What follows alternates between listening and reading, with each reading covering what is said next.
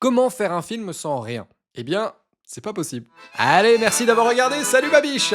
Mais non, t'inquiète pas, je rigole. Ce que je voulais dire, c'est que pour faire un film, il faut au moins un truc qui filme. Un téléphone, une vieille GoPro, une caméra que t'as retrouvée chez mamie, je sais pas, mais un truc qui filme. Par contre, faire un film avec pratiquement rien, ça c'est possible. Et je vais te donner mes conseils pour faire un premier film sans te ruiner. J'ai commencé, comme tout le monde, pas d'argent, pas d'équipe, pas de matos, juste beaucoup trop d'idées et je ne savais pas où les mettre. Bah t'as qu'à les mettre dans ton... Aujourd'hui, on arrive à produire nos propres films et même à les projeter au cinéma. Tout ça avec, à la base, rien dans les poches. Et dans cette vidéo, je vais te montrer comment faire ton projet, ton délire, sans argent, juste avec de l'envie, les bonnes personnes et un peu de débrouille. Et crois-moi, c'est déjà largement suffisant. Alors si t'es prêt, on y va ma biche.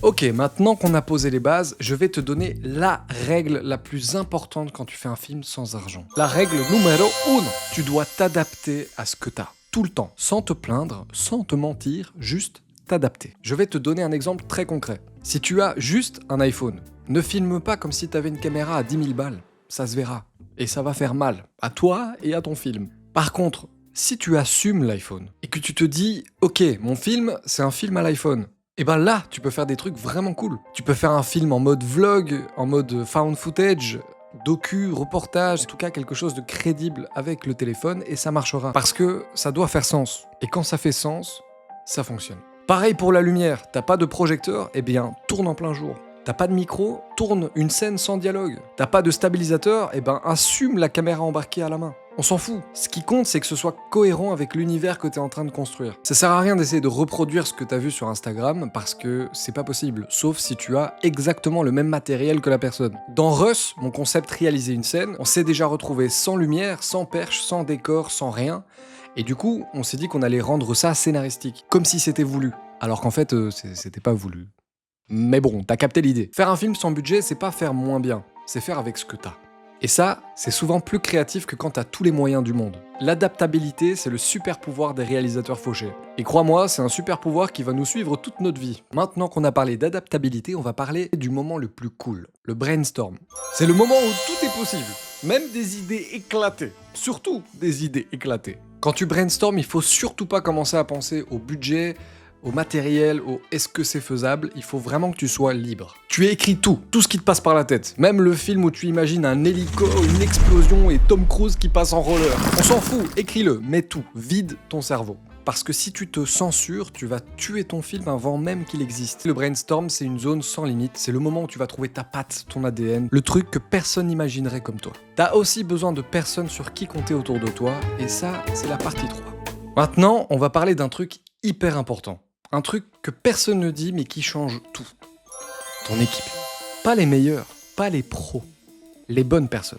Quand t'as zéro budget, tu peux pas payer les gens, tu peux pas leur promettre un tournage 5 étoiles, tu peux pas leur promettre qu'ils vont devenir des stars grâce à toi. Donc, tu dois trouver des gens qui ont la dalle, des gens qui ont envie d'avancer, des gens qui sont ok avec l'échec. Des gens qui viennent pour apprendre, tester. Si tu prends un mec qui veut faire du cinéma mais qui ne supporte pas rater, alors ça va pas le faire. Il va pas aimer ton tournage parce que tu vas rater. Beaucoup. Et c'est normal. Et lui, il va rentrer chez lui. Alors que si tu prends quelqu'un qui veut juste faire un truc cool avec toi, et ben même quand ça partira en couille, il restera. Et ça vaut bien plus que n'importe quel matos. Après, il y a un truc très important. Le respect. Ça peut paraître simple, mais pas pour tout le monde. Quand quelqu'un accepte ton projet, même gratuitement, ça ne veut pas dire qu'il devient ton employé. Tu peux pas commencer à leur demander un travail d'un professionnel qui est payé 400 balles la journée. Tu dois respecter leurs limites, leur énergie et ce qu'ils sont prêts à donner. N'oublie pas qu'ils ne te doivent rien. C'est toi qui leur dois un cadre dans lequel ils se sentent bien. Et c'est là que le confort peut entrer en jeu. Un tournage, c'est long, c'est fatigant et c'est déjà très dur quand t'as du budget. Donc imagine quand t'en as pas. Donc si, à un moment donné, t'as un petit peu de budget, mets-le dans le confort, dans la bouffe, dans l'eau, dans des petits trucs qui rendent la journée plus agréable. Par exemple, une machine à café, ça c'est cool une machine à café. Ça paraît rien, mais ça change tout. Et puis il y a une deuxième option, quand t'as un petit peu de budget, un petit quelque chose. Tu peux, au lieu du confort, décider de l'utiliser dans un seul pro, le bon, celui qui va combler ta plus grosse lacune. Par exemple, nous, dans la saison 2 de Russ, on savait que notre plus gros problème, c'était le son. Donc on a décidé d'investir le peu qu'on avait dans un ingénieur du son, et c'est ce qui a littéralement transformé nos films. Donc, trouve les bonnes personnes, respecte leur énergie, crée du confort quand tu le peux, Et si t'as un peu d'argent, mets-le là où ça compte vraiment. Parce que sans ton équipe, t'as pas de film. T'as juste quelqu'un qui parle à sa caméra tout seul dans son bureau. Maintenant qu'on a une équipe, il faut parler de toi. Oui, toi, qui a le rôle du leader. Et je vais être honnête avec toi, c'est un rôle qui est magnifique, mais qui peut vite être très lourd à porter. Quand t'as zéro budget, t'es un peu tout.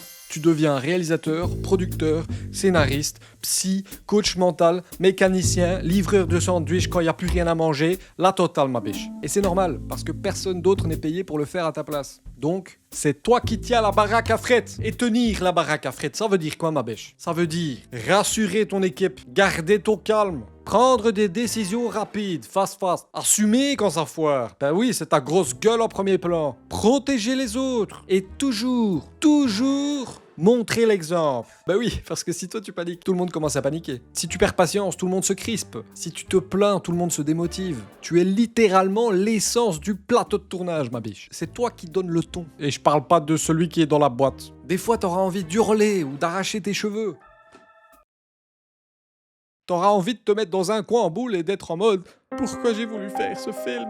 Et c'est normal, ça veut juste dire que t'es vivant et que t'as réussi à sortir de ta zone de confort. Le truc, c'est que ton équipe se souviendra pas si le tournage a duré 14 heures d'affilée ou 8 heures, si t'as filmé avec une immense caméra ou avec ton téléphone. Par contre, ils se souviendront de comment ils se sont sentis, si l'ambiance était bonne, si c'était drôle, si c'était bienveillant, si c'était safe, et qu'ils ont envie de revenir. Faire un film sans budget, c'est de la survie créative. Et dans la survie, tu veux un leader, tu veux pas un tyran, un capitaine, pas un chef, tu veux un humain.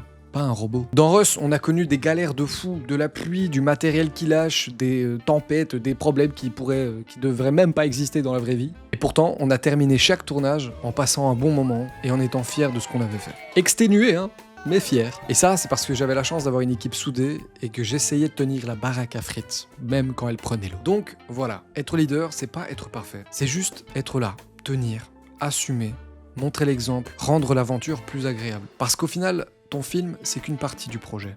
Le reste, c'est l'humain et les moments que vous allez partager ensemble. Parce qu'on va pas te tourner autour du pot, si tu fais un premier film sans budget, t'as beaucoup de chances de faire du caca en boîte. T'as beaucoup de chances d'échouer. Et c'est normal.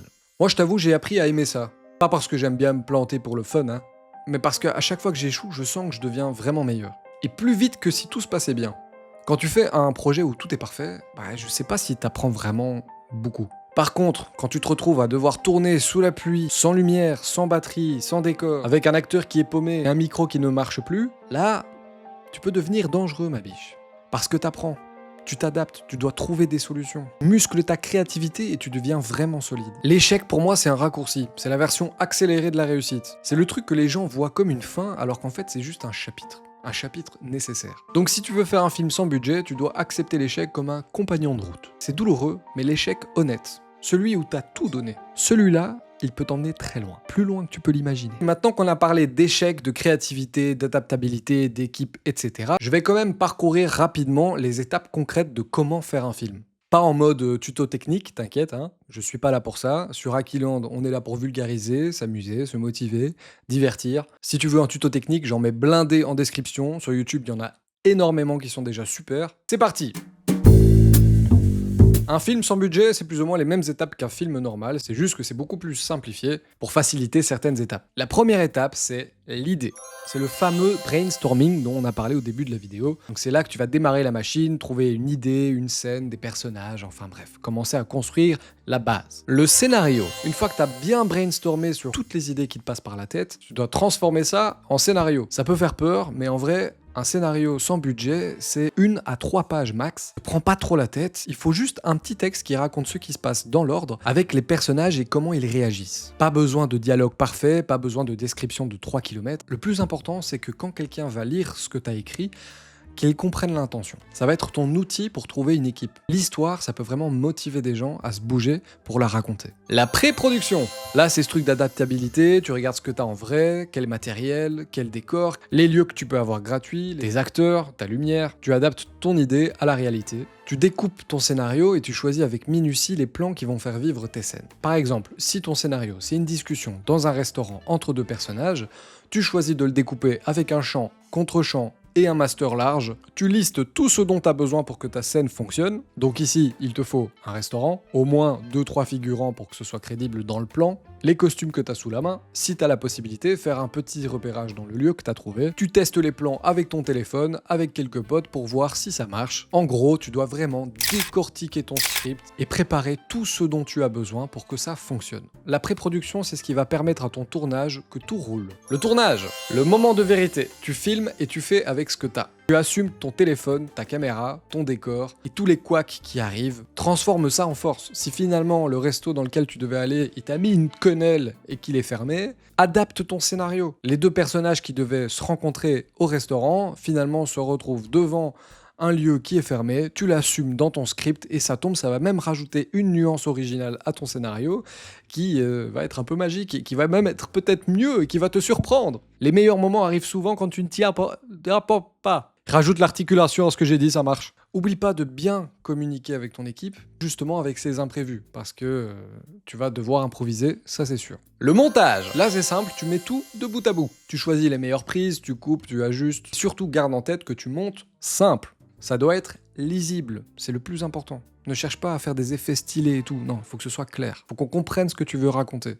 Au montage, tu peux tout sauver ou tout détruire. La bonne nouvelle, c'est que le logiciel DaVinci Resolve est gratuit et qu'avec ça, tu peux faire largement le taf. Et en plus, j'ai mis en description des personnes qui expliquent comment utiliser le logiciel pour les débutants, les intermédiaires et les pros, donc allez-y, avec eux, vous allez vraiment apprendre la technique. Le son et l'étalonnage. C'est deux choses souvent oubliées mais qui changent tout. Il faut que le son soit propre, que l'habillage sonore et le mixage soient top et lisible, et l'image doit être cohérente avec ce que tu racontes.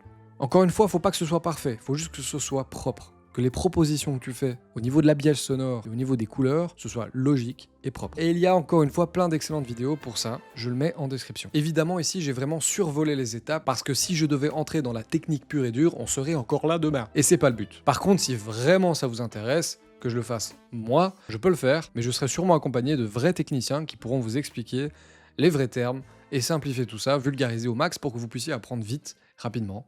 Bref, vous avez compris. On y est, on est à la fin de cette vidéo. Maintenant qu'on a tout vu, je vais te dire un truc important. Un truc que j'aurais aimé qu'on me dise. Tu n'as pas besoin d'attendre. Tu n'as pas besoin d'argent. Tu n'as pas besoin de te sentir légitime. Tu n'as pas besoin d'un matériel de fou. Tu n'as pas besoin de permission. Si tu veux faire un film, tu peux commencer ce week-end, littéralement. Pas un long métrage, pas un truc parfait. Juste une scène. Un petit film, avec une idée simple, un lieu gratuit, une personne de ton entourage qui veut être le comédien ou la comédienne principale, ton téléphone, et tu filmes. Puis tu montes et tu le postes si tu veux avoir des retours. Tu vas sûrement rater des choses, tu vas même peut-être détester ce que tu auras fait, mais on s'en fout. Parce que ce premier petit projet, c'est celui qui déclenche tout. Parce qu'une fois que tu as fait un film, même tout pourri, tu as compris que c'était possible. Et t'as plus peur d'essayer. Merci d'avoir regardé cette vidéo jusqu'au bout. J'espère que ça a pu vous être utile. Je tenais vraiment à faire cette vidéo parce qu'on parle souvent de technique dans la plupart des tutoriels, mais rarement du côté humain et de l'implication morale que ce genre de projets peuvent demander. En tout cas, si tu veux voir comment nous, on galère et on s'entraîne à faire des films et comment on a réussi à projeter un film au cinéma avec zéro budget, eh bien, bienvenue sur Akiland. Wouh! Oublie pas de t'abonner, ma biche, et on se retrouve sur le prochain tournage.